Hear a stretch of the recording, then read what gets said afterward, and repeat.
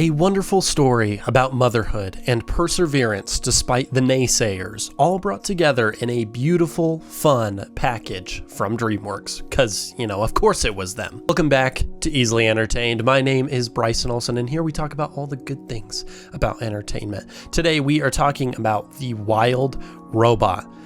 Like a month later than everybody else, because I finally saw it. Oops.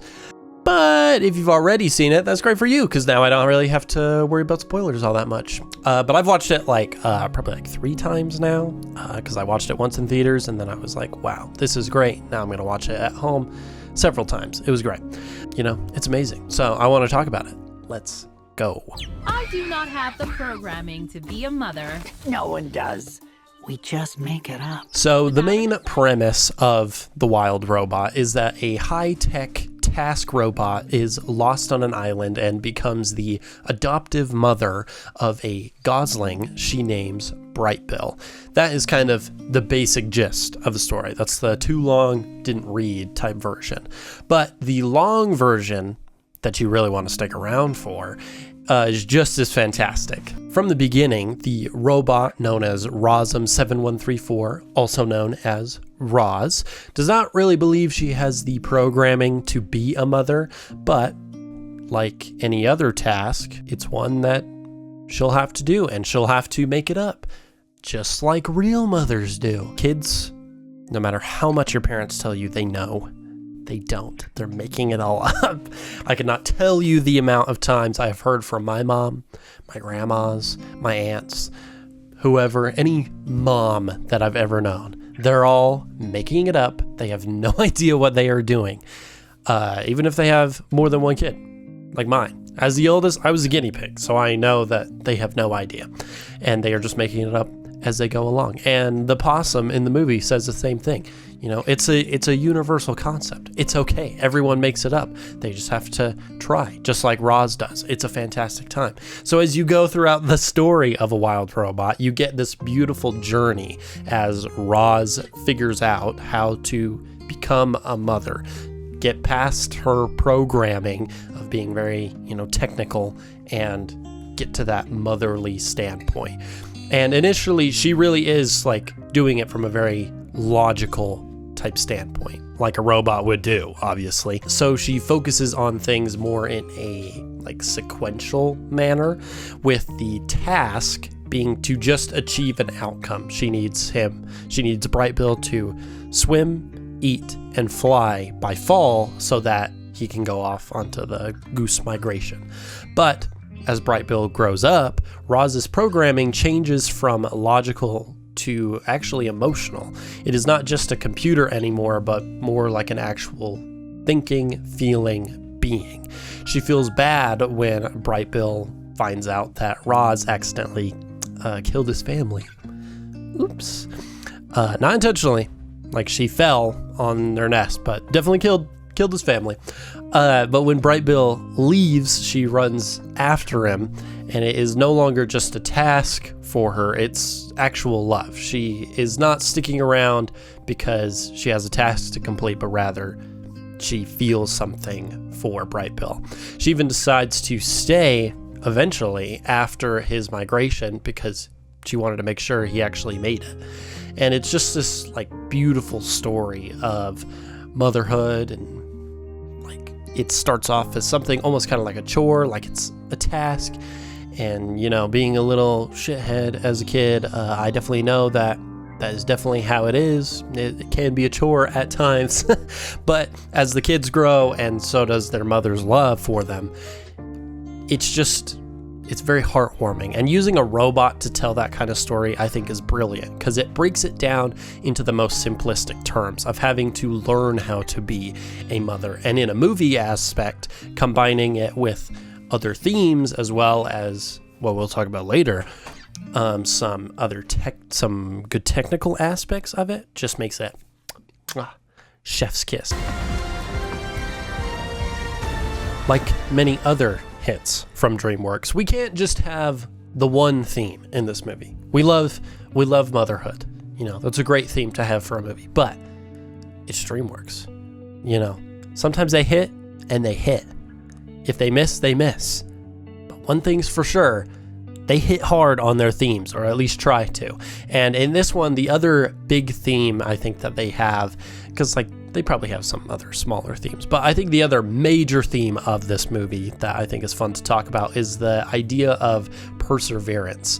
And the way it is told is just awesome, because you have one character being a robot that can essentially do anything and has to persevere no matter what, and a runt gosling that was never really supposed to do anything and not survive, learning from the robot on how they can push themselves and keep on persevering. And it's even brought up throughout the story, like in some smaller ways too. Like probably the best example is there's a beaver named Paddler. He's trying to fell the biggest tree on the island. Like it's absolutely humongous, but everyone is like, yeah, you're not going to be able to do it, or you'll kill yourself by accident, because he has to like essentially be in the tree to start cutting it down. But the biggest examples, of course, do have to do with Roz and Brightbill. Roz has several moments of having to push through things and utilizing her robotiness to do so, taking the time to decipher animal language, which is awesome, so that she can communicate. She also has to find a task where there is none. They're on this very remote island with no people, and also she has to find a way to complete said task, because, you know, it's not really a part of her programming to be a mom, and she has to also spite everybody that has been kind of hating on her, thinks she's a monster, and tells her that she can't do it. So she has to get through all of that, and she has to find a way to fit in despite the circumstances of obviously being in a place where she doesn't really belong. It's this very high-tech robot out in nature. And of course, Brightbill also has his moments. He, like I said, was the runt of the family. Without Roz's accident, he wasn't supposed to have survived. It's not very often that in the wild that the runt survives. They're the smallest, they're going to be the weakest, they're going to be picked off really quick. In this situation, he was given a chance, and he was raised by a robot, so he also has trouble fitting in, but he persists. He is small and, you know, not supposed to have made it, but he carries on. He gets strong, and he learns to be just as capable as the other geese. And eventually, it's kind of a bit more capable because, you know, they face off against some other robots, and he is used to them, so he was able to lead everybody and make the migration. It's great. Even the supporting character, Fink, who is a fox, and obviously most of the island doesn't like him. They don't really like all the predators, which, you know, kind of makes sense. But he makes friends with Roz as well, even if it's initially more for his own personal gain. He also helps raise Brightbill for a time, and he gets past his nature a little bit. And everyone who tells him that he can't, you see where I'm going with this? Everyone tells them they can't, but they still do it anyways. And despite others and basically the world putting these characters down, putting them in bad situations, they persist. And the marketing material, I mean, kind of focuses on this theme as well, saying that to survive, we have to be more than we were programmed to be. Wow, what a great message to include in your movie of just sticking with something. And I think two scenes in this movie particularly highlight it. One of them, of course, being Brightbill's training scene, because, you know, they have to get him to be fast, they have to get him to be strong, they have to make sure he can be in the air all day, and I think it's great. You get this really good moment with some amazing music, which we're going to talk about, don't worry. But probably my favorite scene that focuses more on the persistence type theme is the one in the winter when Roz and Fink are on the island still, and they save all the animals from the storm. Oh my gosh, it's so good. The score, fantastic. It's like so heavy hitting. We love it. It's a great time, and it has such good messaging. Like despite not everybody liking the character, like those two characters in the story, they still persist and save everyone that they can. Even when they get discouraged finding someone who didn't make it, they continue. They try to do their best and save as many as they can. It's just, it's absolutely beautiful. I love it so much. I love how they work it into the story and, include the several different themes, DreamWorks, they just know what they're doing. And I am a wild robot. This is one of those movies that I think will just fit in and become one of those other instant DreamWorks classics. How to Train Your Dragon, Kung Fu Panda, Shrek, The Bad Guys. Some more cult classics being like Over the Hedge. They are all wonderful. And I think it's like on par with like their best work as well, like How to Train Your Dragon and Kung Fu Panda. They have just been crushing it lately. And like I said, sometimes if they hit, it's a hit. But if they miss, it's a miss. And sometimes that sucks. And, sometimes they stumble, but they get right back up. Telling ya, DreamWorks has a thing for persistence. That's why they included it in this movie. It's DreamWorks visualized. That's probably why. But for The Wild Robot, I think it will just be a part of those more recent classics as well, like The Bad Guys, Puss in Boots: The Last Wish. In like all of them in the most recent years, they have all these aspects that I think The Wild Robot specifically takes a little bit further. Probably the most obvious one being the animation, because, I'm sure you all saw this coming, because I love to talk about animation. It's always so much fun. I can't not talk about it. And in this one, it's very similarly done to Puss in Boots. I think kind of that recent trio, they all kind of do this a little bit. It's like that hybrid animation style. But I think in this particular circumstance, The Wild Robot and Puss in Boots are like the most alike, because it's like this illustrated hybrid animation style where every shot kind of looks like you could have taken it right out of a children's book, which I think is wonderful. Plus, combined with the beautiful setting of this island and all foresty and some of the ocean and oh my gosh, I can't even remember what the type of rock it is called, but it's like the hexagonal type one. Is it bismuth? That might be what it is. I can't remember for sure, but it's these super cool cliffs. I just think it's fantastic. You have the bright and contrasted colors, which still make everything cohesive. I love it so much. But also, other than the animation, the music as well, amazing. Now, I'm going to preface this by saying I'm no music expert. I have that guitar there. I can play one riff on that. So that will explain my full musical ability. But be that as it may, I think that the score and the licensed music in this is, it's on another level. Like, not to the same execution, but I think the music in this movie is so iconic and impactful to the story and the build-up that it reminds me, one, of How to Train Your Dragon, which, makes sense. It's DreamWorks, so they kind of know what they're doing there. But also, it kind of reminds me of and gives that feeling of is the soundtrack for Tarzan, by Phil Collins. And I particularly think that is just kind of the energy it provides, where they didn't have to go as hard as they did, but they did. And my God, does it work? It's just something that provokes such a unique feeling and emotion, whether it's the licensed music or the score. I think when you're watching it, at least for me personally, I was like getting chills at certain moments, or it like kind of makes you tear up for a bit. Oh my gosh, I think it's great. And if I could play the music on here without getting copyright claimed and, probably having to take that part down, I would show it. Just go watch the movie.